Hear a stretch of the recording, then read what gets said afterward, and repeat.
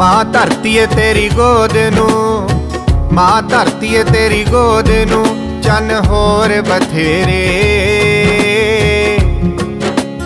तू मंगदा रही वे सूरजा कमियां दे वेड़े,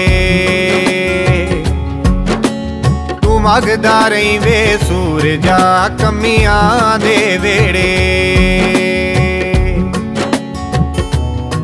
ओ जिथे तंग न समझण तंगियां नू, ओ जिथे मिलने अंगूठे संगियां नू, जिथे बाल तरस दे कंगियां नू, ओ नक वगदे अखां चुन्नियां ते दंद करीड़े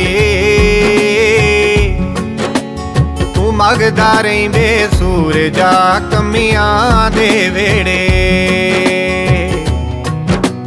तू मंगदा रही वे सूरजा कमियां दे वेड़े। ओ जिथे रूह बन गई एक हवा है, ओ जिथे जिंदगी एक पछतावा है, जिथे कैद अणख दा लावा है, ओ जिथे अकल मसोसी मुड़ पई कारोज थपेड़े तू मंगदा रही वे सूरजा कमियां दे वेड़े, तू मंगदा रही वे सूरजा कमियां दे वेड़े।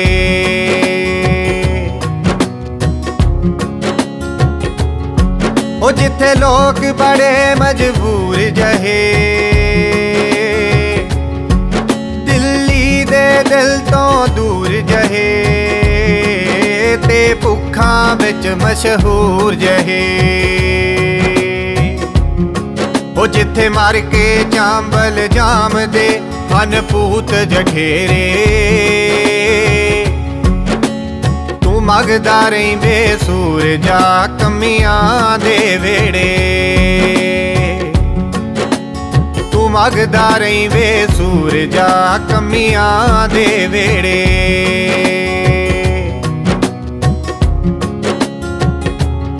ओ जिथे बंदा जमदा सीरी है, टकियां दी मीरी पीरी है, जिथे करजे हेठ पंजीरी है, बापू दे करज दा सूद ने पुत जमदे जेड़े तू मंगदा रही वे सूरजा कमियां दे वेड़े, तू मंगदा रही वे सूरजा कमियां दे वेड़े। जे सोकाए ही सड़दे ने, जे डोबाए ही मरदे ने, सब कहरे ना सिर वरदे ने।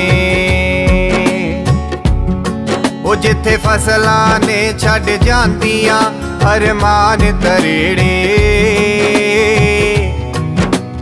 तू मंगदा रही वे सूरजा कमियां दे वेड़े, तू मंगदा रही वे सूरजा कमियां दे वेड़े।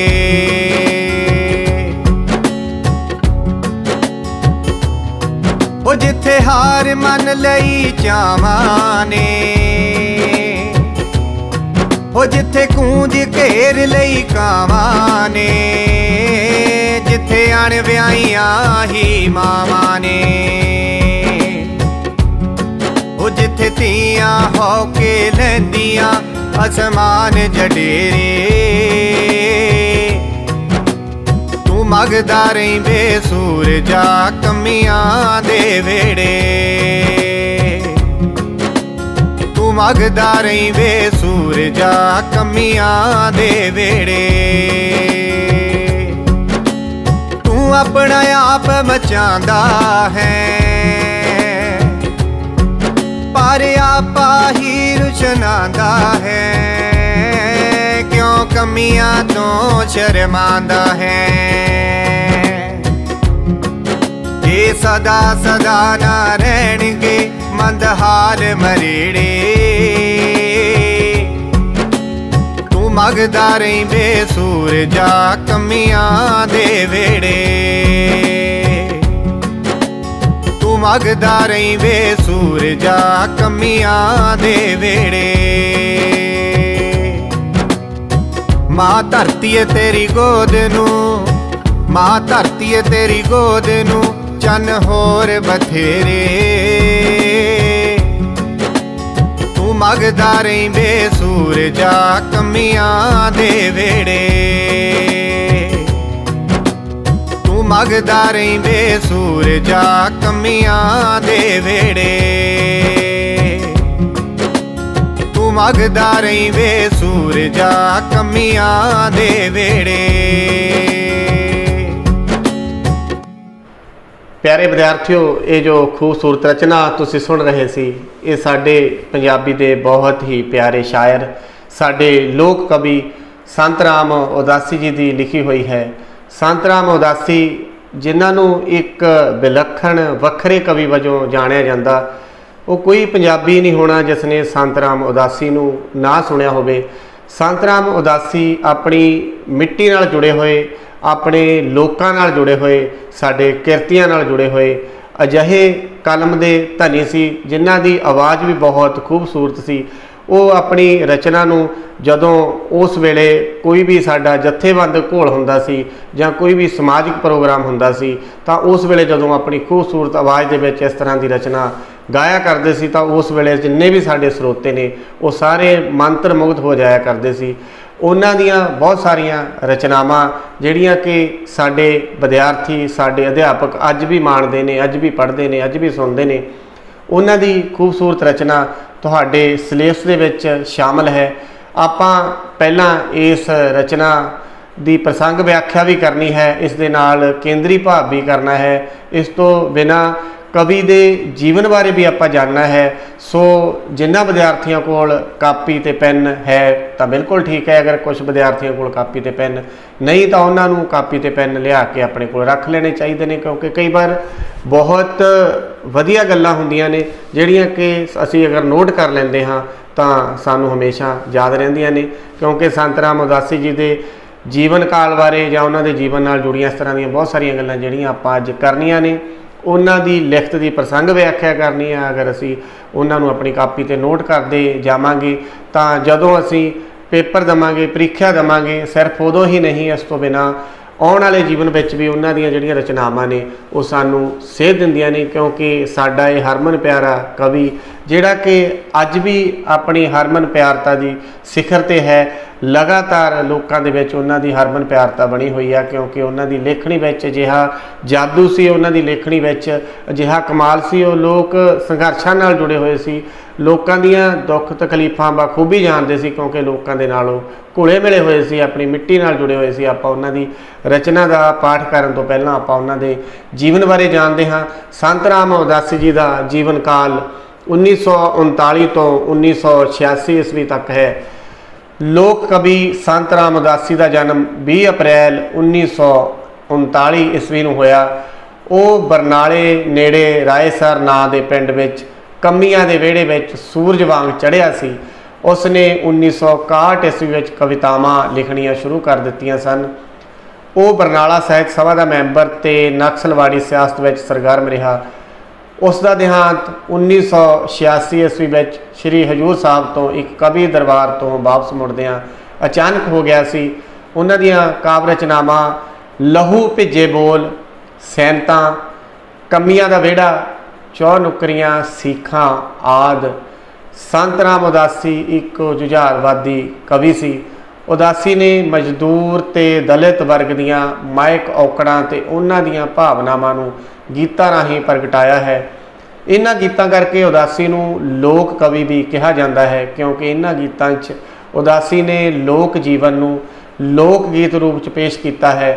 मजदूर वर्ग ते निमन किरसानी की बदहाली का जिक्र उदासी ने बड़ी भावुकता नाल कीता है। हथली पाठ पुस्तक में उसकी कविता कमियां दा वेड़ा शामिल की गई है। इस कविता में कवि ने ਪੂੰਜੀਵਾਦੀ ਨਿਜ਼ਾਮ ਵਿੱਚ ਮਜ਼ਦੂਰ ਵਰਗ ਦੀ ਹਾਲਤ ਬਿਆਨੀ ਹੈ ਅਤੇ ਉਹ ਇਸ ਨਿਜ਼ਾਮ ਵਿੱਚ ਕ੍ਰਾਂਤੀ ਲਿਆਉਣ ਦਾ ਇੱਛਕ ਹੈ। ਆਪਾਂ ਸੰਤ ਰਾਮ ਉਦਾਸੀ जी ਦੀ ਰਚਨਾ ਦੀ ਪ੍ਰਸੰਗ ਵਿਆਖਿਆ ਵੀ ਕਰਨੀ ਹੈ। ਸੋ ਆਪਾਂ ਸ਼ੁਰੂ ਕਰਦੇ ਹਾਂ। ਉਹਨਾਂ ਦੀ ਇਸ ਕਵਿਤਾ ਦਾ ਨਾਂ ਹੈ ਕੰਮੀਆਂ ਦਾ ਵਿਹੜਾ। ਮਾਂ ਧਰਤੀਏ ਤੇਰੀ ਗੋਦ ਨੂੰ ਚੰਨ ਹੋਰ ਬਥੇਰੇ, ਤੂੰ ਮਗਦਾ ਰਹੀਂ ਵੇ ਸੂਰਜਾ। ਕੰਮੀਆਂ ਦੇ ਵਿਹੜੇ ਜਿੱਥੇ ਤੰਗ ਨਾ ਸਮਝਣ ਤੰਗੀਆਂ ਨੂੰ, ਜਿੱਥੇ ਮਿਲਣ ਅੰਗੂਠੇ ਸੰਗੀਆਂ ਨੂੰ, ਜਿੱਥੇ ਵਾਲ ਤਰਸਦੇ ਕੰਗੀਆਂ ਨੂੰ, ਨੱਕ ਵਗਦੇ ਅੱਖਾਂ ਚੁੰਨੀਆਂ ਤੇ ਦੰਦ ਕਰੇੜੇ, ਤੂੰ ਮਗਦਾ ਰਹੀਂ ਵੇ ਸੂਰਜਾ। ਕੰਮੀਆਂ ਦੇ ਵਿਹੜੇ, ਤੂੰ ਮਗਦਾ ਰਹੀਂ ਵੇ ਸੂਰਜਾ। ਕੰਮੀਆਂ ਦੇ ਵਿਹੜੇ। ਜੇਕਰ ਆਪਾਂ ਪ੍ਰਸੰਗ ਲਿਖਣਾ ਹੋਵੇ ਤਾਂ ਆਪਾਂ ਪ੍ਰਸੰਗ ਇਸ ਰਚਨਾ ਦਾ ਇਸ ਤਰ੍ਹਾਂ ਲਿਖਾਂਗੇ। ਇਹ ਕਾਵਿ ਟੋਟਾ ਆਧੁਨਿਕ ਪੰਜਾਬੀ ਕਾਵਿ ਝਲਕਾਂ ਅਤੇ ਇਤਿਹਾਸ ਪੁਸਤਕ ਵਿੱਚ ਦਰਜ ਸੰਤ ਰਾਮ ਉਦਾਸੀ ਦੀ ਕਵਿਤਾ ਕੰਮੀਆਂ ਦਾ ਵਿਹੜਾ ਵਿੱਚੋਂ ਲਿਆ ਗਿਆ ਹੈ। ਇਸ ਕਵਿਤਾ ਵਿੱਚ ਕਵੀ ਨੇ ਦੇਸ਼ ਦੀ ਦਲਿਤ ਕੰਮੀ ਸ਼੍ਰੇਣੀ ਦੀ ਮੰਦਹਾਲੀ ਭਰੀ ਹਾਲਤ ਨੂੰ ਪੇਸ਼ ਕਰਦਿਆਂ ਕੁਦਰਤ ਨੂੰ ਵੀ ਵਿਅੰਗਾਤਮਕ ਰੂਪ ਵਿੱਚ ਪੇਸ਼ ਕੀਤਾ ਹੈ, ਪਰੰਤੂ ਨਾਲ ਹੀ ਕ੍ਰਾਂਤੀ ਦੀ ਉਮੀਦ ਨੂੰ ਪ੍ਰਗਟ ਕੀਤਾ ਹੈ। ਇਹ ਕਵਿਤਾ ਮੁੱਖ ਤੌਰ 'ਤੇ ਗਿਆਨ ਦਾ ਚਾਨਣ ਤੇ ਇਨਕਲਾਬ ਦੀ ਗਰਮੀ ਪੈਦਾ ਕਰਨ ਵਾਲੇ ਸੂਰਜ ਨੂੰ ਸੰਬੋਧਿਤ ਹੈ। ਵਿਆਖਿਆ।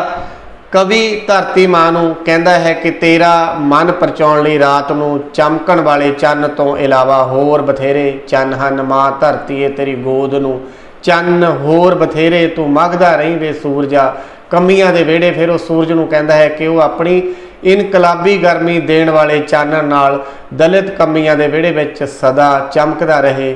ਇਹ ਵਿਹੜੇ ਉਹ ਹਨ ਜਿੱਥੇ ਦੁੱਖਾਂ ਤਕਲੀਫਾਂ ਤੋਂ ਤੰਗ ਲੋਕ ਆਪਣੀਆਂ ਤੰਗੀਆਂ ਦੇ ਕਾਰਨਾਂ ਨੂੰ ਸਮਝਣ ਦੀ ਕੋਸ਼ਿਸ਼ ਹੀ ਨਹੀਂ ਕਰਦੇ, ਜਿੱਥੇ ਉਹਨਾਂ ਦੇ ਅੰਦਰੋਂ ਨਿਕਲਣ ਵਾਲੀਆਂ ਦੁੱਖ ਭਰੀਆਂ ਆਵਾਜ਼ਾਂ ਨੂੰ ਦਬਾਉਣ ਲਈ ਸਰਮਾਏਦਾਰ ਜਗੀਰਦਾਰ ਤਾਕਤਾਂ ਉਹਨਾਂ ਦੀਆਂ ਸੰਗੀਆਂ ਨੂੰ ਅੰਗੂਠਿਆਂ ਨਾਲ ਦਬਾ ਦਿੰਦੇ ਹਨ, ਜਿੱਥੇ ਬੱਚਿਆਂ ਨੂੰ ਆਪਣੇ ਵਾਲ ਸਵਾਰਨ ਲਈ ਕੰਘੀਆਂ ਵੀ ਨਹੀਂ ਮਿਲਦੀਆਂ, ਉਹਨਾਂ ਦੇ ਨੱਕ ਵਗਦੇ ਰਹਿੰਦੇ ਹਨ, ਅੱਖਾਂ ਰੋਗਾਂ ਕਾਰਨ ਚੁੰਨੀਆਂ ਹੋ ਜਾਂਦੀਆਂ ਹਨ ਤੇ ਦੰਦ ਕਰੇੜੇ ਨਾਲ ਭਰੇ ਰਹਿੰਦੇ ਹਨ। ਬਹੁਤ ਸੋਹਣੇ ਬਿੰਬ, ਬਹੁਤ ਸੋਹਣੀ ਤਸਵੀਰ ਸਾਡੇ ਕਿਰਤੀ ਲੋਕਾਂ ਦੀ ਕਵੀ ਸੰਤ ਰਾਮ ਉਦਾਸੀ ਨੇ ਆਪਣੀ ਇਸ ਕਵਿਤਾ ਦੇ ਵਿੱਚ ਹੂਬਹੂ ਪੇਸ਼ ਕੀਤੀ ਹੈ। ਅਸੀਂ ਨਾਲ ਇਸ ਤਰ੍ਹਾਂ ਲੱਗਦਾ ਹੈ ਕਿ ਕਵਿਤਾ ਪੜ੍ਹਦੇ ਪੜ੍ਹਦੇ ਸੱਚਮੁੱਚ ਕੰਮੀਆਂ ਦੇ ਵਿਹੜੇ ਵਿੱਚ ਬੈਠੇ ਉਹਨਾਂ ਨੂੰ ਦੇਖ ਰਹੇ ਹਾਂ, ਜਿਸ ਤਰ੍ਹਾਂ ਦਾ ਉਹਨਾਂ ਦਾ ਜੀਵਨ ਹੈ। ਇਹ ਕਵਿਤਾ ਦੀ ਇਹੀ ਖੂਬਸੂਰਤੀ ਹੈ ਕਿ ਸਾਨੂੰ ਹੂਬਹੂ ਉਸ ਚੀਜ਼ ਦਾ ਦ੍ਰਿਸ਼ ਸਾਡੇ ਸਾਹਮਣੇ ਉਸ ਕਵੀ ਨੇ ਪੇਸ਼ ਕੀਤਾ ਹੈ। ਜਿੱਥੇ ਰੂਹ ਬਣ ਗਈ ਇੱਕ ਹਵਾ ਹੈ, ਜਿੱਥੇ ਜ਼ਿੰਦਗੀ ਇੱਕ ਪਛਤਾਵਾ ਹੈ, ਜਿੱਥੇ ਕੈਦ ਅਣਖ ਦਾ ਲਾਵਾ ਹੈ, ਜਿੱਥੇ ਅਕਲ ਮਸੋਸੀ ਮੁੜ ਪਈ ਖਾ ਰੋਜ਼ ਥਪੇੜੇ, ਤੂੰ ਮਗਦਾ ਰਹੀਂ ਵੇ ਸੂਰਜਾ। ਕੰਮੀਆਂ ਦੇ ਵਿਹੜੇ ਪ੍ਰਸੰਗ ਆਪਾਂ ਲਿਖ ਚੁੱਕੇ ਹਾਂ। ਜਿਸ ਤਰ੍ਹਾਂ ਪਹਿਲੀ ਜੋ ਕਾਵਿਬੰਦ ਪਹਿਲਾਂ ਅਸੀਂ ਪੜ੍ਹਿਆ ਹੈ, ਜਿਸ ਤਰ੍ਹਾਂ ਉਸ ਦਾ ਪ੍ਰਸੰਗ ਲਿਖਣਾ ਹੈ, ਇਸੇ ਤਰ੍ਹਾਂ ਹੀ ਇਸ ਦਾ ਪ੍ਰਸੰਗ ਲਿਖਣਾ ਹੈ। ਆਪਾਂ ਵਿਆਖਿਆ ਕਰਦੇ ਹਾਂ ਕਿ ਕਵੀ ਸੂਰਜ ਨੂੰ ਕਹਿੰਦਾ ਹੈ ਕਿ ਉਹ ਕੰਮੀਆਂ ਦੇ ਵਿਹੜੇ ਵਿੱਚ ਚਮਕਦਾ ਰਹੇ ਤੇ ਉਹਨਾਂ ਦੇ ਖੂਨ ਨੂੰ ਇਨਕਲਾਬ ਦੀ ਗਰਮੀ ਨਾਲ ਭਿਗਾਉਂਦਾ ਰਹੇ। ਇਹ ਵਿਹੜਾ ਉਹ ਹੈ ਜਿੱਥੇ ਦੁੱਖਾਂ ਵਿੱਚ ਫਸੀ ਮਨੁੱਖਾਂ ਦੀ ਰੂਹ ਇੱਕ ਹਵਾ ਤੇ ਜ਼ਿੰਦਗੀ ਇੱਕ ਪਛਤਾਵਾ ਬਣ ਕੇ ਰਹਿ ਜਾਂਦੀ ਹੈ। ਇਹ ਉਹ ਥਾਂ ਹੈ ਜਿੱਥੇ ਜਗੀਰਦਾਰ ਸਰਮਾਏਦਾਰ ਆਪਣੇ ਕੰਮੀਆਂ ਦੇ ਰੋਗ ਦਾ ਲਾਵਾ ਬਾਹਰ ਹੀ ਨਿਕਲਣ ਨਹੀਂ ਦਿੰਦੇ, ਜਿੱਥੇ ਇਹਨਾਂ ਲੁੱਟੂ ਤਾਕਤਾਂ ਦੇ ਥਫੇੜੇ ਖਾ ਖਾ ਕੇ ਨਿਰਾਸ਼ ਹੋਈ ਅਕਲ ਪਿੱਛੇ ਹੀ ਮੁੜ ਪੈਂਦੀ ਹੈ ਤੇ ਆਪਣੇ ਦੁੱਖਾਂ ਤੋਂ ਛੁਟਕਾਰਾ ਪਾਉਣ ਲਈ ਕੁਝ ਅੱਗੇ ਸੋਚਣ ਦਾ ਯਤਨ ਹੀ ਨਹੀਂ ਕਰਦੀ, ਜਿੱਥੇ ਅਕਲ ਮਸੋਸੀ ਮੁੜ ਪਈ ਖਾ ਰੋਜ਼ ਥਪੇੜੇ। ਜਿਉਂ-ਜਿਉਂ ਅਸੀਂ ਕਵਿਤਾ ਦਾ ਪਾਠ ਕਰਦੇ ਹਾਂ ਤਿਉਂ-ਤਿਉਂ ਉਸ ਦੇ ਅਰਥ ਸਾਡੇ ਅੰਦਰ ਆਪਣੇ ਆਪ ਆਉਂਦੇ ਜਾਂਦੇ ਹਨ। ਸੋ ਇਸੇ ਤਰ੍ਹਾਂ ਹੀ ਅਗਰ ਧਿਆਨ ਨਾਲ ਅਸੀਂ ਕਿਸੇ ਰਚਨਾ ਨੂੰ ਪੜ੍ਹਦੇ ਹਾਂ ਤਾਂ ਜਿੱਥੇ ਅਸੀਂ ਪੜ੍ਹਨ ਦੇ ਨਾਲ ਉਸ ਦੀ ਜਾਣਕਾਰੀ ਲੈਂਦੇ ਹਾਂ, ਸਾਡੇ ਗਿਆਨ 'ਚ ਵਾਧਾ ਹੁੰਦਾ। ਇਸ ਦੇ ਨਾਲ ਹੀ ਸਾਨੂੰ ਜੋ ਇਸ ਕਵਿਤਾ ਦਾ ਇੱਕ ਆਨੰਦ ਹੁੰਦਾ ਹੈ ਉਹ ਵੀ ਸਾਨੂੰ ਨਾਲ ਇਹ ਕਵਿਤਾ ਸਾਨੂੰ ਉਸ ਆਨੰਦ ਦੀ ਅਵਸਥਾ ਵਿੱਚ ਲੈ ਕੇ ਜਾਂਦੀ ਹੈ, ਜਿੱਥੇ ਲੋਕ ਬੜੇ ਮਜਬੂਰ ਜਿਹੇ, ਦਿੱਲੀ ਦੇ ਦਿਲ ਤੋਂ ਦੂਰ ਜਿਹੇ ਤੇ ਭੁੱਖਾਂ ਵਿੱਚ ਮਸ਼ਹੂਰ ਜਿਹੇ, ਜਿੱਥੇ ਮਰ ਕੇ ਚਾਂਬਲ ਜਾਮਦੇ ਹਨ ਭੂਤ ਜਠੇਰੇ, ਤੂੰ ਮਗਦਾ ਰਹੀਂ ਵੇ ਸੂਰਜਾ। ਕੰਮੀਆਂ ਦੇ ਵਿਹੜੇ। ਕਵੀ ਸੂਰਜ ਨੂੰ ਕਹਿੰਦਾ ਹੈ ਕਿ ਉਹ ਕੰਮੀਆਂ ਦੇ ਵਿਹੜੇ ਵਿੱਚ ਚਮਕਦਾ ਰਹੇ। ਇਹ ਉਹ ਵਿਹੜਾ ਹੈ ਜਿੱਥੇ ਦੁੱਖਾਂ ਵਿੱਚ ਫਸੇ ਗਰੀਬ ਲੋਕ ਬਹੁਤ ਹੀ ਮਜਬੂਰ ਹਨ, ਜਿੱਥੇ ਲੋਕ ਬੜੇ ਮਜਬੂਰ ਜਿਹੇ, ਦਿੱਲੀ ਦੇ ਦਿਲ ਤੋਂ ਦੂਰ ਜਿਹੇ, ਦੇਸ਼ ਦਾ ਰਾਜ ਪ੍ਰਬੰਧ ਚਲਾ ਰਹੀ ਦਿੱਲੀ ਦੀ ਸਰਕਾਰ ਦੇ ਦਿਲ ਤੋਂ ਉਹ ਹਮੇਸ਼ਾ ਹੀ ਦੂਰ ਰਹਿੰਦੇ ਹਨ, ਤੇ ਉਹਨਾਂ ਦੀ ਜੂਨ ਸੁਧਾਰਨ ਦੀ ਕੋਈ ਗੱਲ ਉਹਨਾਂ ਦੇ ਏਜੰਡੇ ਵਿੱਚ ਹੀ ਨਹੀਂ, ਜਿਸ ਕਰਕੇ ਉਹ ਭੁੱਖਾਂ ਵਿੱਚ ਮਰਨ ਲਈ ਮਸ਼ਹੂਰ ਹੋਏ ਰਹਿੰਦੇ ਹਨ। ਉਹਨਾਂ ਦੇ ਤਾਂ ਜਠੇਰੇ ਵੀ ਮਰ ਕੇ ਭੂਤ ਬਣ ਕੇ ਚਾਂਭਲੇ ਹੋਏ ਉਹਨਾਂ ਦੇ ਦੁੱਖਾਂ ਵਿੱਚ ਵਾਧਾ ਕਰਦੇ ਹੋਏ ਪ੍ਰਤੀਤ ਹੁੰਦੇ ਹਨ। ਇੱਕ ਗਰੀਬ ਤੇ ਮਜਬੂਰ ਗਰੀਬ ਮਜ਼ਦੂਰ ਦੀ ਅਵਸਥਾ ਦਾ ਵਰਣਨ ਖੂਬਸੂਰਤੀ ਦੇ ਨਾਲ ਕਵੀ ਨੇ ਕੀਤਾ ਹੈ।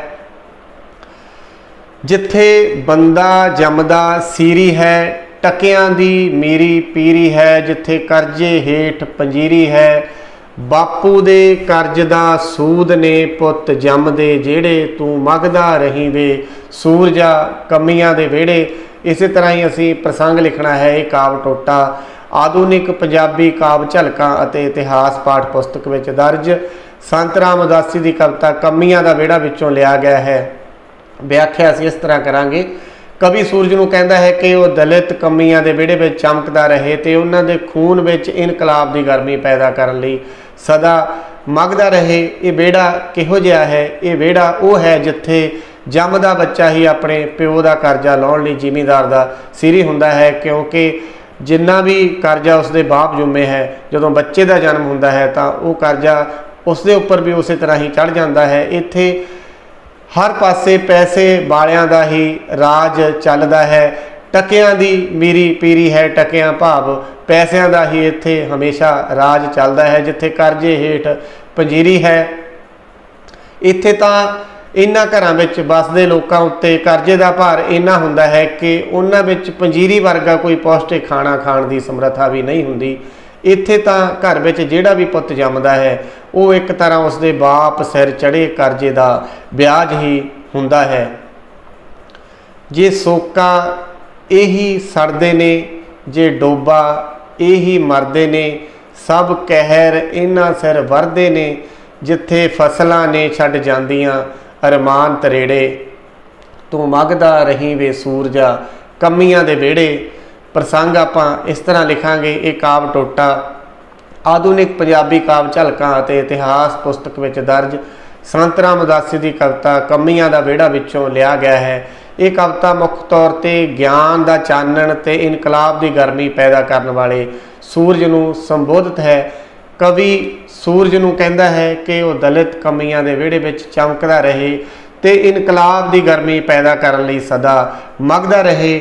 ਇਸ ਵਿਹੜੇ ਵਿੱਚ ਉਹ ਲੋਕ ਵਸਦੇ ਹਨ ਜੇਕਰ ਸੋਕਾ ਪੈ ਜਾਵੇ ਤਾਂ ਉਹ ਹੀ ਸੜਦੇ ਹਨ, ਅਰਥਾਤ ਬਹੁਤਾ ਨੁਕਸਾਨ ਉਹਨਾਂ ਦਾ ਹੀ ਹੁੰਦਾ ਹੈ, ਅਤੇ ਜੇਕਰ ਬਹੁਤਾ ਮੀਂਹ ਪੈ ਕੇ ਹੜ੍ਹ ਆ ਜਾਣ ਤਾਂ ਡੋਬੇ ਵਿੱਚ ਮਰਨ ਵਾਲਿਆਂ ਵਿੱਚ ਵੀ ਉਹਨਾਂ ਦਾ ਹੀ ਵਧੇਰੇ ਨੁਕਸਾਨ ਹੁੰਦਾ ਹੈ।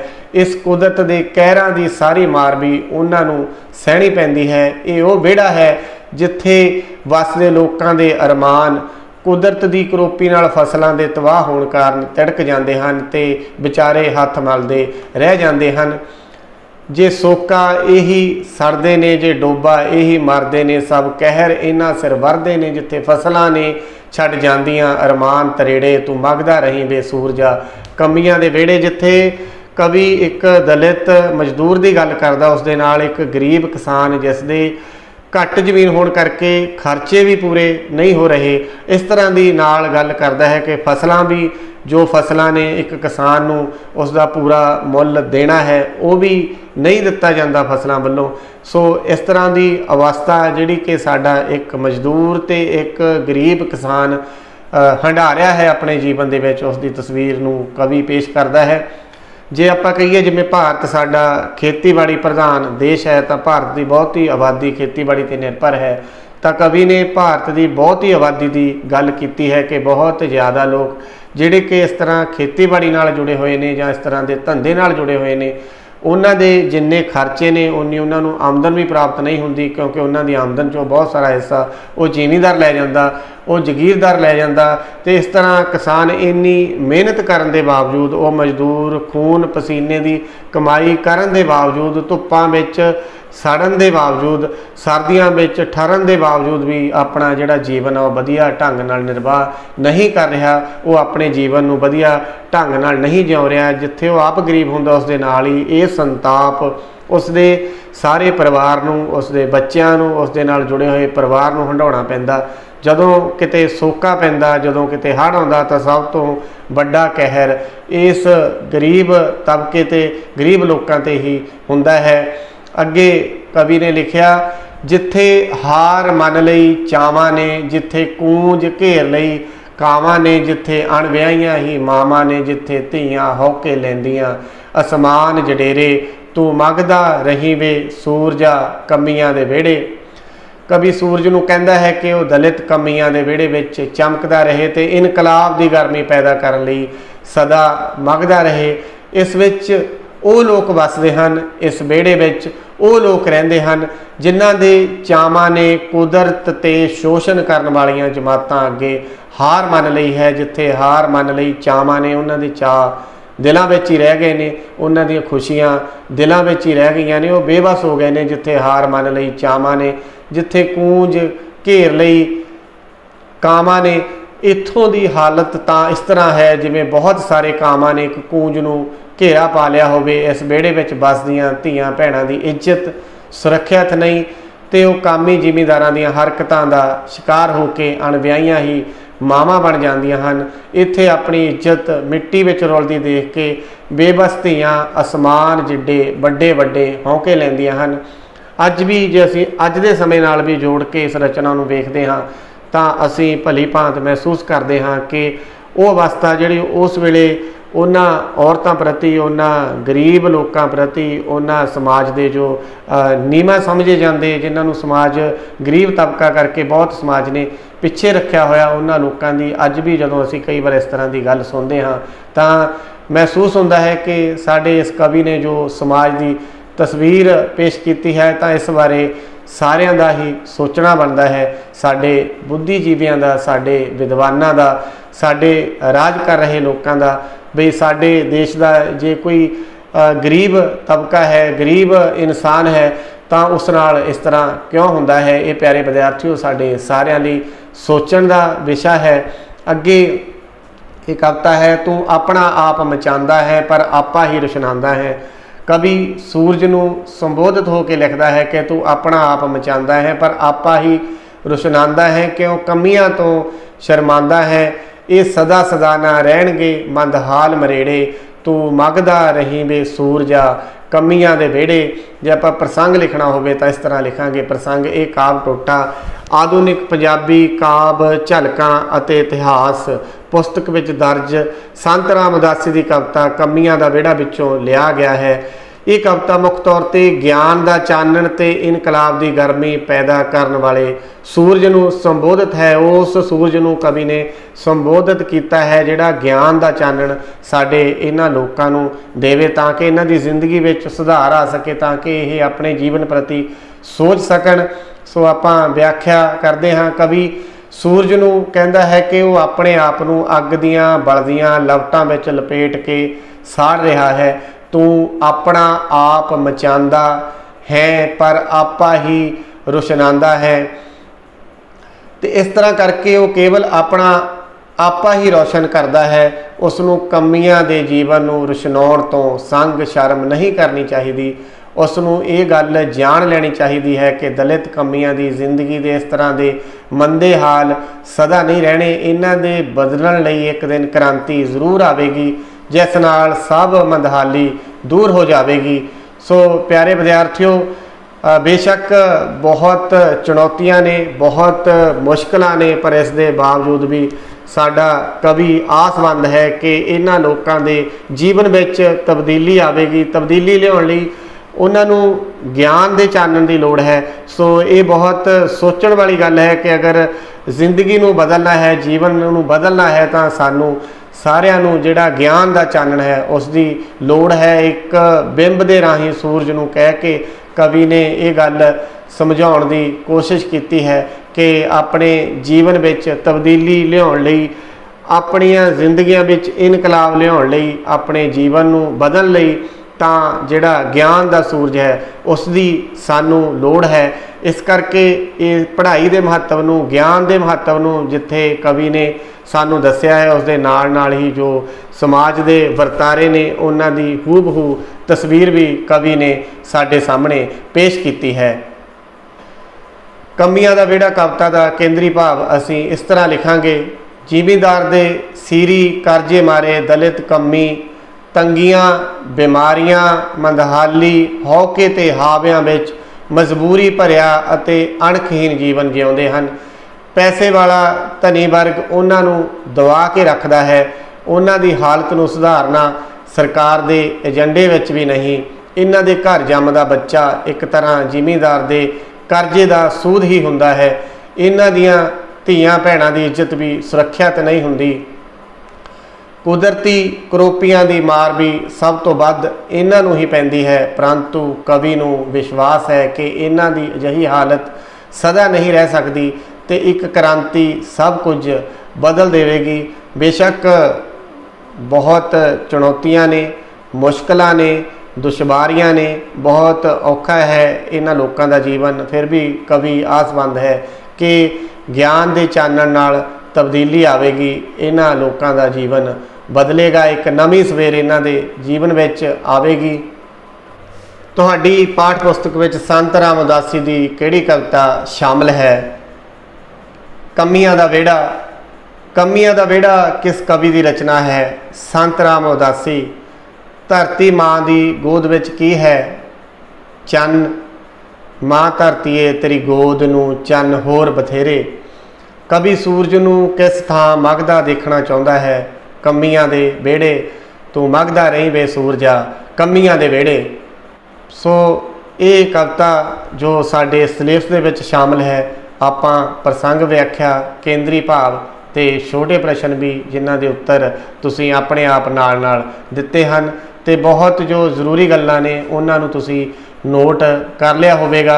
तो एक जिहड़ी बहुत जरूरी गल है कि ये कविता बहुत सोहणे ढंग नाल गाई जा सकती है। साडी पाठ पुस्तक के अभ्यास विच भी ये सानू लिखिया है कि कविता नूं रल के गाओ। सारे विद्यार्थी अगर इस नूं रल के अपनी जमात दे विच गाउणगे, अगर तुहाडे स्कूल दे विच जदों कोई फंक्शन हुंदा उस वेले तुसीं ये कविता की पेशकारी करते हो तो बहुत वधिया लगती है। ये कविता की पेशकारी साढ़े वक्-वक् स्कूलों, कॉलेजों ते यूनीवर्सिटियों में बहुत सारे समागमों में बहुत बार हुंदी है।